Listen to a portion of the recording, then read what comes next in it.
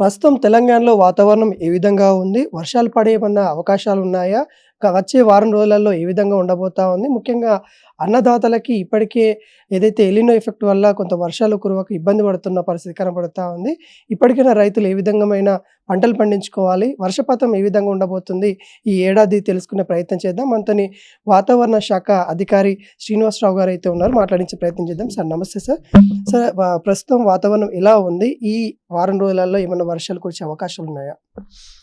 మనకి ఒక 4 రోజుల క్రితం వాయువ్య బంగాళాఖాతంలో ఒరిస్సా తీరానికి సమీపంలో ఒక అల్పపీడన ప్రాంతం ఏర్పడింది. ఈ అల్పపీడనం తర్వాత 2 రోజుల్లో మరింత బలపడి తీవ్ర అల్పపీడనంగా మారింది. తర్వాత నిన్నటికి వాయుగుండంగా కూడా మారింది. యాక్చువల్‌గా మనకి వాయువ్య బంగాళాఖాతంలో అల్పపీడనం ఏర్పడినప్పుడు తెలంగాణ మీద, దక్షిణ తెలంగాణ, అలాగే సెంట్రల్ తెలంగాణ మీద ప్రభావం తక్కువ ఉన్నప్పటికీ ఉత్తర తెలంగాణ, ఈశాన్య తెలంగాణలోని జిల్లాల్లో మంచి వర్షాలు పడటానికి అవకాశం ఉంటుంది. సో, ఆ రకంగా మనకి మోడల్స్‌లో కూడా సూచించడం జరిగింది. గత 2 రోజుల్లో ఉత్తర తెలంగాణ, ఈశాన్య తెలంగాణలోని కొన్ని జిల్లాల్లో భారీ వర్షానికి కూడా మనం సూచన చేయడం జరిగింది. అయితే తదుపరి వాయుగుండం మనకి మరింత దూరంగా జరిగి ప్రభావం మన మీద తగ్గడంతోటి ఉత్తర తెలంగాణ, ఈశాన్య తెలంగాణ జిల్లాల్లో భారీ వర్షాలైతే పడలేదు. మోడరేట్ రెయిన్స్ 3-5 సెంటీమీటర్ల వరకు మోడరేట్ రెయిన్స్ మట్టుకే రికార్డ్ అవ్వడం జరిగింది. ఓవరాల్‌గా చూసినట్టయితే ఈ సీజన్ మొదటి నుంచి కూడా మనకి మాన్సూన్ మందగమనం అనేది ఉంది. అలాగే మనకి ఎల్‌నినో ప్రభావం ఉంది అని చెప్పి మనం గత 2 నెలల నుంచి చెప్తున్నాం. దీని మీద మాన్సూన్ మీద ప్రభావం ఉంటుంది. సో, ఈసారి మాన్సూను నడక కూడా మనకి మామూలుగా తెలంగాణలోకి ప్రవేశించిన తర్వాత 3-5 రోజుల్లో తెలంగాణ మొత్తం కవర్ చేస్తుంది. అయితే ఈసారి 15 రోజులు పైగా మనకి తెలంగాణలోనే నెమ్మదిగా సాగడం జరిగింది. సో, ఈ రకమైన పరిస్థితి వల్ల మనకి జూన్‌లో కూడా 11% లోటుంది. ఈ రోజు వరకు చూసినట్టయితే కూడా మనకి ఒక 15% వరకు వివిధ జిల్లాల్లో మనకి లోటు వర్షపాతం అనేది కొనసాగుతోంది. ఇప్పటి వరకు ఏ జిల్లాలో అత్యధికంగా కురిసింది? అత్యల్పంగా ఏ జిల్లాలో కురిసింది? మనకి ఈ అత్యధికంగా ఈ నార్త్ తెలంగాణ అంటే అక్కడ కూడా పెద్దగా ఎక్సెస్ ఏమీ కాదు. నార్మల్‌గానే ఇంచుమించు నార్మల్ కంటే కొంచెం ఎక్కువగా మనకి ఈ ఉత్తర తెలంగాణలోని జిల్లాలు ఇటు కుమరంభీము, మంచిర్యాల, అలాగే ఈ తూర్పు తెలంగాణలోని జే ములుగు, భద్రాద్రి కొత్తగూడెం, ఖమ్మం ప్రాంతంలో ఉండగా ఇటు వరంగల్లు, హనుమకొండ మిగిలిన చాలా ప్రాంతాల్లో మనకి ఇంచుమించు 50-60% వరకు లోటు వర్షపాతం అయితే కొనసాగుతోంది. అయితే మనకి ఈ సీజన్‌లో ఈ మాన్సూన్ సీజన్‌లో మనకి ఏదైనా అల్పపీడనం కానీ, ద్రోణి కానీ, ఉపరితల ఆవర్తనం కానీ ఇటువంటివి ఏర్పడినప్పుడు మనకి చురుకుదనం వచ్చి ఈ వానలు ఎక్కువ పడే అవకాశం ఉంటుంది. రాగల 5 రోజుల వరకు కూడా మనకి పెద్దగా సిస్టమ్స్ ఏమి లేవు. ఇప్పుడున్న సిస్టమ్ కూడా మనకి దూరంగా జరిగిపోయి ప్రభావం తగ్గుతున్నందున రాగల 5 రోజుల్లో పెద్దగా మనం వర్షాలేమీ ఎక్స్‌పెక్ట్ చేయడం లేదు. లైట్ టు మోడరేట్ రెయిన్ అక్కడక్కడ కొద్దిపాటి జల్లులు మాత్రమే పడే అవకాశం ఉంది. అయితే ఈదురుగాలుల వేగం రాష్ట్ర వ్యాప్తంగా ఎక్కువ ఉంది. మరొక 3-4 రోజులు ఎక్కువ ఉండే అవకాశం ఉంది. ముఖ్యంగా ఉత్తర తెలంగాణ, ఈశాన్య తెలంగాణలోని జిల్లాల్లో 50-60 కిలోమీటర్ల వేగం వరకు కూడా ఈదురుగాలులు ఉండే అవకాశం ఉంది. దక్షిణ తెలంగాణ, సెంట్రల్ తెలంగాణలో 30-40 కిలోమీటర్ల వేగంతో ఈదురుగాలులు క్రింది స్థాయి గాలులు కూడా కొనసాగే అవకాశం ఉంది. సో, రాగల 5 రోజుల వరకు ఇంచుమించు అన్ని జిల్లాలకి యెల్లో అలర్ట్ పెట్టడం జరిగింది. అయితే ఈ యెల్లో అలర్ట్ రెయిన్‌ఫాల్‌కి కాదు, ఈదురుగాలులకు. రెయిన్‌ఫాల్ అయితే అన్ని చోట్ల మైల్డ్ రెయిన్‌ఫాల్ 1-2 సెంటీమీటర్ల రెయిన్‌ఫాల్, దానికి పెద్దగా వార్నింగ్ లేదు. అయితే ఈదురుగాలుల వేగం కూడా మనకి కొంతవరకు ఇబ్బందికర వాతావరణం ఉంటుంది కాబట్టి రాగల 5 రోజులకి, అన్ని రోజులకి ఈదురుగాలుల వార్నింగ్ అయితే పెట్టడం జరిగింది. ముఖ్యంగా రైతులకి ముందు నుండి చెప్తున్నాం. ఎలినో ప్రభావం ఉంటుంది. జాగ్రత్తగా స్వల్ప నీటితోనే పండే పంటలు పండించండి అని కూడా.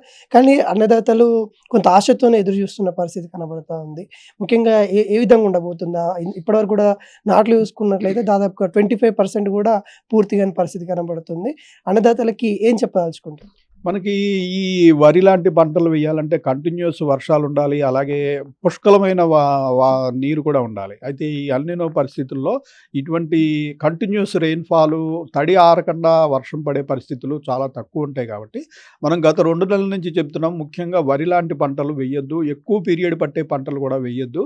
తక్కువ నీటితోటి, తక్కువ కాల పరిమితితోటి అయిపోయే పంటలు మిల్లెట్స్ లాంటివి ఇటువంటి వాటికి మారవలసిన అవసరం ఉంది. అలాగే ఈ ఎల్‌నినో పీరియడ్‌లో వర్షాలు పడవని ఏమి లేదు, వర్షాలు పడతాయి కానీ డిస్ట్రిబ్యూషన్ సరిగా ఉండదు. అంటే కొన్ని జిల్లాల్లో భారీ వర్షాలు, అతి భారీ వర్షాలు పడటము, మిగిలిన చోట్ల ఈ డ్రాట్ లాంటి పరిస్థితులు ఉండడము, లేదా మనకి 4, 5 రోజులు భారీ వర్షాలు పడి తర్వాత 3, 4 వారాలు మనకి డ్రై స్పెల్స్ వచ్చేయడము, ఇటువంటి పరిస్థితులు ఉంటాయి. సో ఈ పీరియడ్‌లో ఏంటంటే ముఖ్యంగా ఇలా తక్కువ పీరియడ్‌లో అయిపోయే పంటలు, తక్కువ వాటర్ తీసుకునే పంటలు వేసుకోవడమును, అది కాకుండా మనకి అప్పుడప్పుడు భారీ వర్షాలు కూడా పడుతుంటాయి. చాలా భారీ వర్షాలు పడతాయి ఒక్కొక్కప్పుడు 4, 5 రోజులు. సో మనం జనరల్‌గా ఏం చేస్తామంటే అప్పుడు ఎక్సెస్ అయిపోయింది వాటర్ అని బయటికి వదిలిపెడుతుంటారు. ఈసారి ఏంటంటే మనకి కొరత వచ్చే అవకాశం ఉంది కాబట్టి ఈ పంటల్లోనైనా అలాగే ఇళ్లలో కూడా ఈ ఎక్సెస్ రెయిన్‌ఫాల్ పడినప్పుడు దీన్ని నిల్వ చేసుకోవడానికి ఒక కుంట లాంటిది తవ్వుకొని అందులో దాన్ని నిల్వ చేసుకున్నట్టయితే మళ్ళీ తర్వాత ప్రొలాంగ్డ్ డ్రై పీరియడ్ వచ్చేసినప్పుడు అందులోంచి తీసి వాడుకోవడానికి అవకాశం ఉంటుంది. అలాగే మనకి ఇళ్లల్లో కూడా ముఖ్యంగా సిటీల్లో కూడా మనకి తాగునీటికి కూడా ముందు ముందు ఇబ్బందులు వచ్చే అవకాశం ఉంది. ఎందుకంటే మనకి ఈ వెస్టర్న్ ఘాట్స్ సమీపంలో మనకి ఈ గోదావరి, కృష్ణా నదుల పరివాహక ప్రాంతంలో 30-40% వరకు రాగల 3, 4 నెలల్లో లోటు వర్షపాతం సూచిస్తున్నందున గోదావరి, కృష్ణా నదుల్లో నీటి లభ్యత కూడా తగ్గిపోయినట్టయితే మన సిటీకి ముఖ్యంగా గోదావరి జలాల మీద ఆధారపడి ఉన్నాం కాబట్టి ఈ నదిలోనే నీరు లేకపోతే వేరే మనకి ఆల్రెడీ భూగర్భ జలాలు కూడా తక్కువ ఉన్నాయి కాబట్టి చాలా ఇబ్బందికర పరిణామాలు ఉంటాయి. కానీ సిటీలో కూడా రెయిన్స్ పడినప్పుడు ఎవరు కూడా ఇంకుడు గుంతలు ఉన్నవి పేరుకే ఉన్నాయి కానీ ఎవరి దగ్గర యాక్చువల్‌గా పనిచేసే ఇంకుడు గుంతలు లేవు. దీనివల్ల ఈ నీరంతా సడెన్‌గా రోడ్డు మీదకి పోయి రోడ్డు మీద మనకి వాటర్ లెవెల్ పెరిగి కార్లు కొట్టుకుని వెళ్ళిపోయేంత చిన్న వర్షపాతానికే రోడ్ల మీద గంటల తరబడి ట్రాఫిక్ జామ్‌లు కూడా అయితున్నాయి. సో దీనిని అందరూ బాధ్యతగా తెలుసుకొని ప్రతి వారి ఇంట్లోనూ ఒక ఇంకుడు గుంత లాంటిది పెట్టుకొని దీన్ని వారి బోరు రీచార్జ్ చేసుకోవడానికి ఉపయోగపడుతుంది. లేదా ఇంకుడు గుంత సదుపాయం లేనట్టయితే ఒక సంపులోకి మళ్లించుకున్నా కూడా ఈ వాటర్‌ని మనకి బాగా స్కేర్సిటీ వచ్చి ముందు ముందు వాటర్ లభ్యత తగ్గిపోయినప్పుడు అది వాడుకోవచ్చు. Water has no expiry date. అది జాగ్రత్తగా సరైన ప్రదేశంలో దాచుకున్నట్టయితే అది ఎన్నాళ్ళైనా వాడుకునే అవకాశం ఉంటుంది కాబట్టి ఈ పొలాల్లోనూ అలాగే ఇళ్లలోనూ కూడా పడిన ప్రతి నీటి చుక్కని జాగ్రత్తగా వాడుకోవాల్సిన అవసరం ఉంది. ఎందుకంటే ఈ ఎల్‌నినో యొక్క తీవ్రత పోయే కొద్దీ పెరిగే అవకాశం ఉంటుంది. సో ముందు ముందు ఇలాంటి డ్రై స్పెల్స్ మరింత పెరుగుతాయి.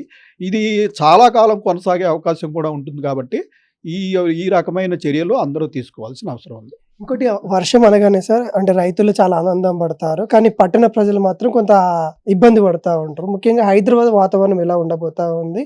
హైదరాబాద్‌లో ఏమన్నా వర్షాలు కురిసే అవకాశాలు ఉన్నాయా? ఇప్పుడైతే చల్లని వాతావరణం కనపడుతుంది. ఎలా ఉంది హైదరాబాద్ ప్రత్యేకంగా? హైదరాబాద్‌లో కూడా రాగల 4, 5 రోజుల వరకు పెద్దగా వర్షాలు లేవండి. ఓన్లీ ఈ క్లౌడీనెస్ ఇవాళ ఒకరోజు ఉంటుంది. రేపటి నుంచి క్లౌడీనెస్ కూడా తగ్గిపోతుంది. సో అడపాదడపా మనకి ఏమిటంటే లోకల్ సిటీలో ఏంటంటే కొంచెం సరౌండింగ్ రూరల్ ఏరియాస్ కంట ఇక్కడ అర్బన్ హీట్ ఐలాండ్ అనే ఎఫెక్ట్ వల్ల కొంత టెంపరేచర్స్ అనేవి ఎక్కువ ఉంటాయి. దీంతోటి తేమ శాతం కూడా ఇక్కడ ఎక్కువ ఉంటుంది. సో దానివల్ల కొంచెం టెంపరేచర్లు పెరిగినప్పుడు లోకల్‌గా అక్కడక్కడ సాయంత్రం సమయంలో క్యుములోనింబస్ మేఘాలు అన్నవి లోకల్‌గా అక్కడికక్కడ ఏర్పడుతుంటాయి. ఇవి ఒక 4, 5 కిలోమీటర్ల విస్తీర్ణంలో ఒక జల్లు పట్టము. అందుకనే సిటీలో ఒక పక్క వర్షం పడితే మరొక పక్కన ఏమీ ఉండదు.